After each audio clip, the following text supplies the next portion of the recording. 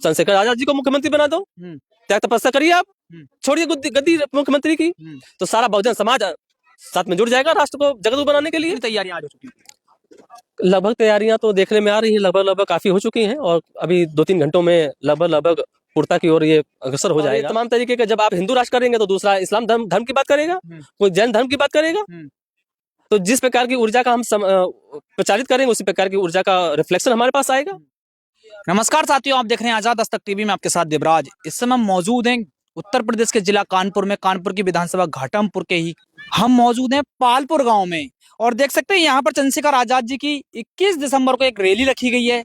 और खासकर एक इस रैली का मैं आपको एक बहुत बड़ी बात ये है कि ये जो रैली है, खासकर यहाँ पाल समाज के लोग ज्यादातर इस रैली में पूरा अपना तन मन धन दे रहे हैं। ये मैंने लोगों से जाना है, और एक बाबा जी हमारे साथ बात करने के लिए, क्योंकि ये सीधा सीधा आरोप लगाते हैं जो बहुजन समाज के लोग हैं, भगवा कलर को आजकल दुश्मन की निगाह से देखने लगे हैं। तो सीधा सीधा बात करेंगे। बहुत बहुत स्वागत है बाबा जी आपका हमारे चैनल पर। हाँ, इसी तरह। क्या नाम हुआ? सूर्य योगी दास। अच्छा, आज यहाँ क्यों आना हुआ? खासकर जानकारी हुआ कि आदरणीय चंद्रशेखर आजाद जी आ रहे हैं, और हमारे जो इस कार्यक्रम के संयोजक हैं श्रीकांत पाल जी, हमारे अनन्य मित्र रहे हैं, और इस ग्रामीण अंचल से हमारा पुराना संबंध रहा है।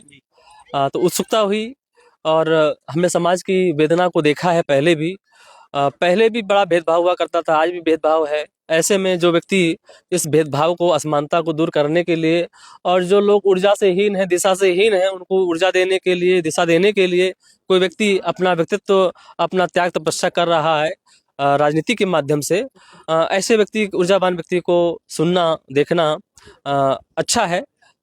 उस हमारे अंदर उत्सुकता जागृत हुई कि ऐसे कार्यक्रम में चलना चाहिए, देखना चाहिए लोगों के जन उत्साह को, इसलिए आना हुआ। अच्छा बाबा जी, सवाल है कि यहाँ बनता है कि एक बाबा हैं धीरेन्द्र शास्त्री जी, सीधा सीधा नाम लेता हूँ, वो हिंदू राष्ट्र की बात करते हैं, हिंदू राष्ट्र के लिए यात्रा निकालते हैं। कैसे देखते हैं उसमें हिंदू राष्ट्र की यात्रा को? देखिए, वो अच्छा है, ठीक है, किंतु सुधार की आवश्यकता है। सबसे पहले हिंदू राष्ट्र बनाने के लिए कुछ लोगों से हिंदू राष्ट्र बनेगा क्या? जब तक हम देश के एक एक व्यक्ति को नहीं जोड़ने का काम करेंगे, तब तक हिंदू राष्ट्र की परिकल्पना सिद्ध नहीं हो सकती। क्या किसी को दबाकर, किसी को उठा करके हिंदू राष्ट्र का निर्माण हो सकता है क्या? नहीं हो सकता। क्या कुछ लोगों को अधिकार दे करके, कुछ लोगों को विशेष अधिकार दे करके ही हिंदू राष्ट्र की स्थापना होगी क्या? नहीं हो सकती। जब तक हम सबको समानता के अवसर नहीं देंगे, जो हमारे दबे कुचले हुए भाई हैं, उनको उच्च पदों पर जो योग्य हैं उनको नहीं बैठाने का कार्य करेंगे, सभी क्षेत्रों में, चाहे वो कानून का क्षेत्र हो, जज का क्षेत्र हो, अधिकारियों का वर्ग हो, प्रशासनिक वर्ग हो, व्यापार का क्षेत्र हो, किसी भी प्रकार का भेदभाव नहीं चाहिए। जब तक ऐसी बात नहीं आएगी, प्रेम भाव स्थापित नहीं होगा, तब तक हिंदू राष्ट्र की कल्पना संकीर्ण मानसिकता से घिरी रहेगी, सिद्ध नहीं हो सकती। ये काम पहले करने की आवश्यकता है, फिर इसके बाद कहें। फिर हमें लगता है हिंदू राष्ट्र कहने की आवश्यकता नहीं पड़ेगी। सवाल यहाँ एक बनता है, हिंदू राष्ट्र के समर्थन में आप या बहुजन राष्ट्र के? क्योंकि एक यात्रा चंद्रशेखर आजाद जी ने भी ऐलान किया है कि हम बहुजन यात्रा निकालेंगे। पहले कुछ और भी सैद्धांतिक बातों को ये स्पष्ट हो जाना चाहिए कि ऐसा है कि हमेशा धर्म की आड़ में ही अधर्म ने अपना राज किया है। तो सबसे पहले धर्म क्या होने वाला है ये स्पष्ट हो, और जितने भी बहुजन समाज के नेता हैं उनसे मेल मिलाप करने की आवश्यकता है, उनको बतलाने की आवश्यकता है कि हम करने क्या वाले हैं, हमारी आंतरिक मंशा क्या है, आंतरिक भाव हमारा क्या है। आज तक यही होता आया हुआ हमेशा, तो इसलिए पारदर्शिता की आवश्यकता है। चंद्रशेखर का समर्थन करेंगे आप? अभी तक जो अब देखने में आया है, वो जैसा कार्य कर रहे हैं, अच्छा कर रहे हैं। जो बहुजन समाज है उनकी हित की बात कर रहे हैं, उनको उठाने का कार्य कर रहे हैं, प्रशंसनीय है। यही धर्म है। जो व्यक्ति हमारा लंगड़ा है, जो ऊर्जा से हीन है, जो भूखा है, जो दबा हुआ है, उसी को तो हम पहले प्राथमिकता देते हैं। कोई व्यक्ति यहाँ पर कुछ किसी चीज का वितरण हो रहा हो और कोई व्यक्ति लंगड़ा हो, तो हम जो संपन्न है, युवा है, उनको तो महत्व दे ही रहे, मगर उससे पहले हमें महत्व देने की आवश्यकता है जो व्यक्ति पैरों से कमजोर है, उसको अलग व्यवस्था देने की आवश्यकता है। इसी प्रकार इस पूरे भारत में, राष्ट्र में जो समाज कमजोर है उसको पहले प्राथमिकता देने की आवश्यकता है।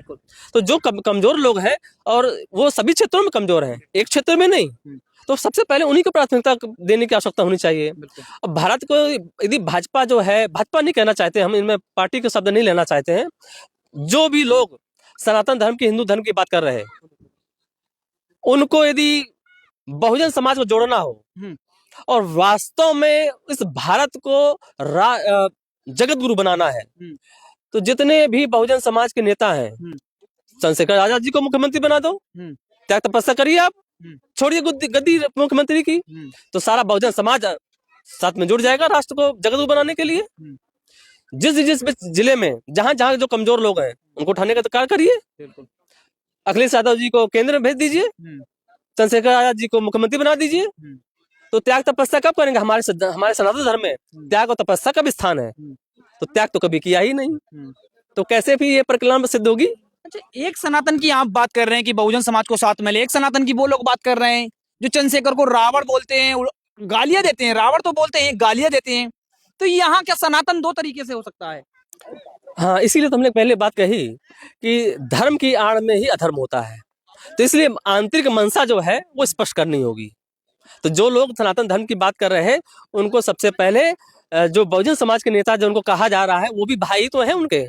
सनातन धर्म में क्या है, वो भाई नहीं है क्या? बिल्कुल। तो उनको जोड़ना पड़ेगा ना, राष्ट्र का निर्माण करना है तो विश्व गुरु बनाना है ना, भारत को जगत गुरु बनाने की बात कर रहे हैं, तो क्या कुछ लोगों को छोड़ करके जगत गुरु बनेगा क्या भारत? और ये तमाम तरीके के, जब आप हिंदू राष्ट्र करेंगे तो दूसरा इस्लाम धर्म की बात करेगा, कोई जैन धर्म की बात करेगा। तो जिस प्रकार की ऊर्जा का हम प्रचारित करेंगे उसी प्रकार की ऊर्जा का रिफ्लेक्शन हमारे पास आएगा। तो जब हिंदू राष्ट्र चलेगा तो फिर बात लोग जैन धर्म बोलेंगे कुछ लोग। अच्छा, एक वकील हैं, नाम ले देता हूँ, वैसे नाम नहीं लेना चाहिए क्योंकि वो उनके काम ऐसे हैं, अनिल मिश्रा। वो बोल रहे हैं कि बाबा साहब ने संविधान नहीं लिखा, मैं बाबा साहब को सम्मान नहीं करता, बाबा साहब को अब शब्द बोलते हैं। क्या कहना चाहोगे उनके लिए? हमारा सिर्फ यही कहना है कि जिनके संबंध में भी आपने कहा, उनको अपना हृदय की विशालता को करना पड़ेगा, अपने हृदय को विशाल करना पड़ेगा, और अपने ज्ञान को थोड़ा और विस्तार करना पड़ेगा, तो फिर बात समझ में आएगी उनका योगदान क्या रहा। वो आज के समय में कह देना बड़ी अच्छी बात है, ऐसे कह देना बड़ा आसान कार्य है, मगर बाबा साहब के त्याग तपस्या को उन्होंने कहाँ देखा? उन्होंने उस समय की जो विकृतियां थी उन्होंने उस चीज को जाना समझा नहीं है, इसका ये परिणाम है। अच्छा बाबा जी, एक सवाल यहाँ है कि आज भी देश में भेदभाव है? जी, स्वीकार करना पड़ेगा, ये कटु सत्य है, भेदभाव है। आप चंद्रशेखर के प्रोग्राम में क्या करने आएंगे? सारे बाबा तो योगी जी के प्रोग्राम में जाते हैं। जहाँ धर्म की बात होगी, जहाँ मानवता की बात होगी, जहाँ सामाजिक उत्थान की बात होगी, वहाँ सबका स्वागत होना चाहिए। और हम भी आंतरिक स्तर से थोड़ा सा जांचना परखना चाहते हैं, क्योंकि अभी व्यक्तिगत रूप से कोई मुलाकात तो हुई नहीं, और बहुत हमारा कोई संबंध राजनीति से रहा नहीं है, मगर जितना हमने देखा है तो कुछ लोग जो हैं, जो पिछड़े दबे हुए लोग हैं, उनको उठाने के लिए कोई बात करता है और कार्य कर रहा है, तो वो व्यक्ति प्रशंसनीय है, ये धर्म का अंग है। 2027 में लोग कह रहे हैं कि चंद्रशेखर आजाद जी मुख्यमंत्री बनेंगे उत्तर प्रदेश, क्या संभव होगा? यदि संभव ना भी हो तो संभव कर देना चाहिए। यदि जो लोग सनातन धर्म की बात करते हैं और इस राष्ट्र भारत को जगत गुरु बनाने की बात करते हैं, उनको मुख्यमंत्री बना देना चाहिए, उनको बना देना चाहिए। आपका समर्थन रहेगा? हमारा ही समर्थन नहीं, सभी का समर्थन ही रहना चाहिए, सबका समर्थन रहना चाहिए। जात पात को मिटाना है, भेदभाव को मिटाना है, असमानता को मिटाना है, तो ये काम करना पड़ेगा। आप चंद्रशेखर आजाद जी को मुख्यमंत्री बना दीजिए। तो जात पात की करो विदाई, हिंदू भाई भाई, ये तो बात कर ही रहे हैं वो बाबा। ऐसे कहने से नहीं होगा, ये कहने से नहीं होगा, करने से होगा। और अच्छा है वो रैली निकाले हैं, उन्होंने पदयात्रा निकाली है, अच्छा है, सुंदर है, मगर इसके अलावा भी बहुत कुछ ठोस कार्य करने की आवश्यकता है। लास्ट सवाल ये रहेगा बाबा, यहाँ कितने लोग आ सकते हैं कल? संख्या निश्चित तौर पर नहीं कही जा सकती, युवाओं में बड़ा जोश है, पूरे शहर में, आसपास के जिलों में बड़ी ही उत्साह है, तो सीमित संख्या को हम ऐसे निर्धारित नहीं कर सकते कितने होंगे। लगभग 1 लाख संभवतः हो सकता है। कितनी तैयारियां आज हो चुकी हैं? लगभग तैयारियां तो देखने में आ रही हैं, लगभग काफी हो चुकी हैं, और अभी 2-3 घंटों में लगभग पूर्णता की ओर ये अग्रसर हो जाएगा। और अब आप कल ही इस बात को स्पष्ट अपनी आंखों से देख सकेंगे, अपने कैमरे के माध्यम से दिखा सकेंगे। अपार जनसंख्या आने वाली है और जिनका भी जो का भी अनुमान है लोगों का आने का, हो सकता है वो गलत साबित हो जाए। देख सकते हैं यहाँ हमसे बात करने के लिए एक बाबा जी थे, उनसे बात की और देख सकते हैं उन्होंने बड़ा ही बेबाकी से सारे सवालों के जवाब दिए। चंद्रशेखर आजाद जी को चाह रहे हैं कि चंद्रशेखर आजाद जी 2027 में इस प्रदेश के मुख्यमंत्री बने। और यहाँ देख सकते हैं चंद्रशेखर आजाद जी की रैली की तैयारियों में लगे हुए हैं एक बाबा जी जो भगवा चोले ओढ़े हुए हैं। लोग उंगलियां उठाते हैं कि भगवा कलर भाजपा के, पर ऐसा नहीं है।